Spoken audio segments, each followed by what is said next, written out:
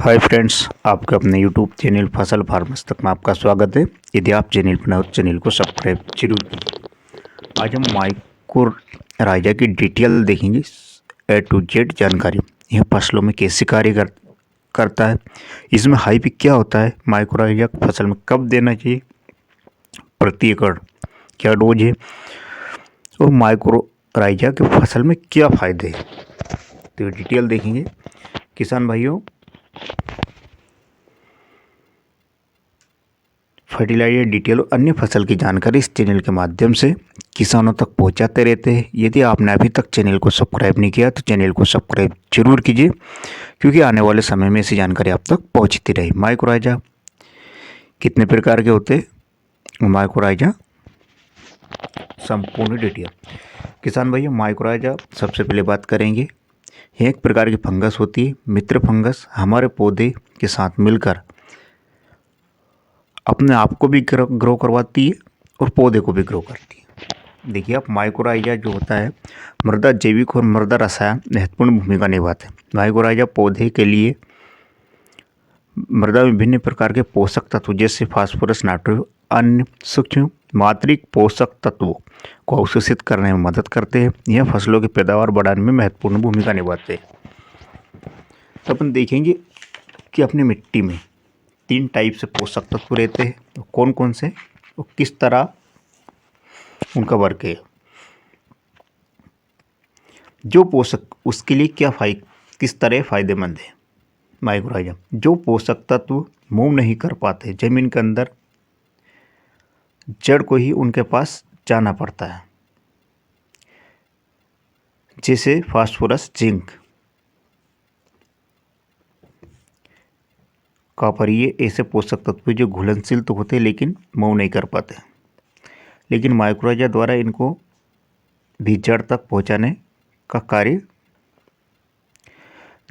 पहुंचाने या उन्हें भी सोख लिया जाता है। कुछ पोषक तत्व सल्फर, कैल्शियम, बोरान, नाइट्रोजन ये मूव करते हैं, जिन्हें पौधे आसानी से जड़ों द्वारा सोख लेते हैं।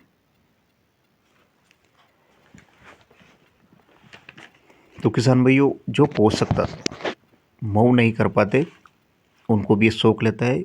ये जो जड़ें है इतनी विकसित कर रहा था कि जड़ वहाँ तक पहुँचे। आप देख सकते हैं जड़ का किस तरह फैलाव होगा, और अपन जानते हैं पौधे में यदि जड़ फैलेगी तो पैदावार बढ़ना है। अपन देखेंगे किस तरह कार्य करता है।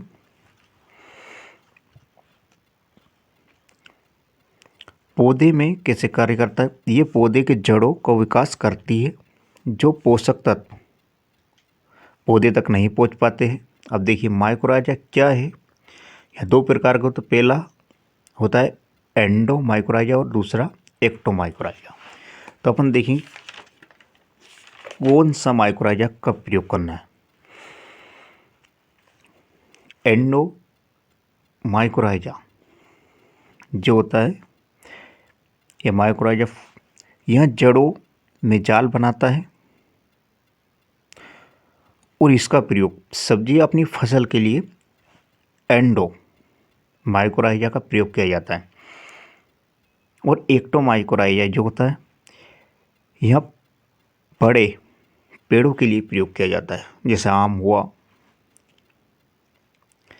और फसलों के लिए एक्टो माइक्रो राइजा। ध्यान रखना किसान भाई,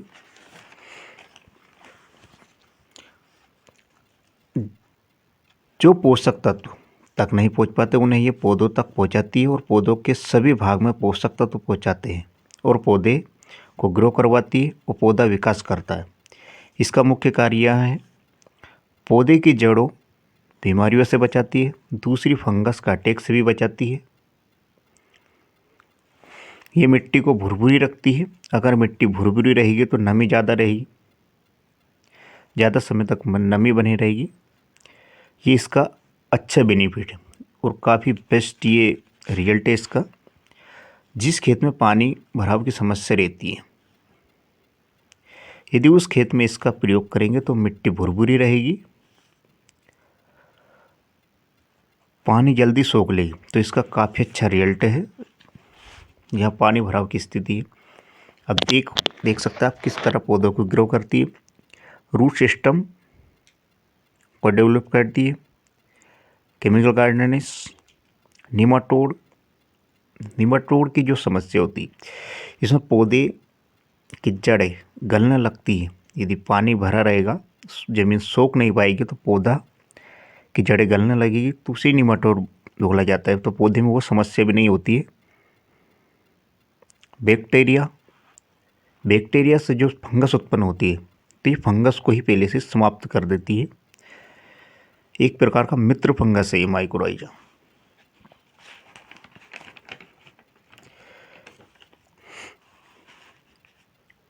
ये पौधे में जड़ों में छोटी छोटी जाल बनाती है, जिसको हम हाइफी कहते हैं। ये हाइफी होता है, ध्यान रखना। ये पौधे से शुगर लेती है और वापस जड़ों में पोषक तत्व को प्रदान करती है। शुगर वो होता है फोटोसिंथेसिस यानी प्रकाश संश्लेषण की जब पौधा करता है तो सूर्य से और प्रकाश संश्लेषण के साथ एक शुगर बनाती है, जिसे कार्बोहाइड्रेट तो उसको लेती है और पोषक तत्व प्रदान करती है। माइकोराइजा कैसे कार्य करता है, जैसे मैंने आपको बताया। माइकोराइजा एक पौधे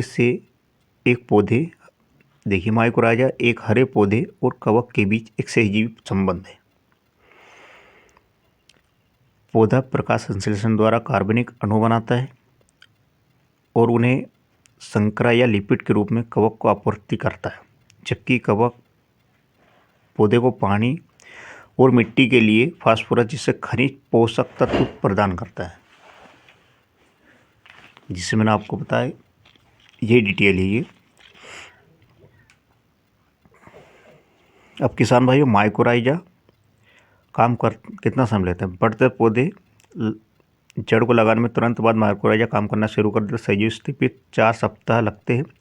प्रयत्न में बढ़ते प्रोटोकॉल भिन्न तुलनात्मकता लाभ दिखाई देते, देने समय 8 सप्ताह लगते हैं। इसके क्या फ़ायदे हैं। ये ज़मीन के अंदर देख सकते हैं आप, ये ज़मीन को भुरभुरी को रखते हैं। हमारी फसलों में माइकोराइजा फंगस होती है जो भुरभुरी रखती है, जिसमें मैंने आपको बताया। और पौधे प्रकाश संश्लेषण क्रिया शुगर बनाते हैं, जो मैंने आपको बताया। कार्बोहाइड्रेट बनाते हैं, जड़ द्वारा बाहर निकालते हैं। फंगस उसी शुगर का यूज करती है और आपस में पलते बढ़ते हैं। तो इस तरह यह जो लंबी लंबी जड़ें होती है उससे हाइफी कहते हैं। ये दूसरे किसान भाई के साथ, ये वीडियो दूसरे किसान भाई के साथ जरूर शेयर करें, ताकि उन्हें भी समय रहते जानकारी मिले। और ऐसी खेती बाड़ी नए नए अपडेट के लिए चैनल को सब्सक्राइब जरूर करें, वीडियो को लाइक करो, शेयर करें।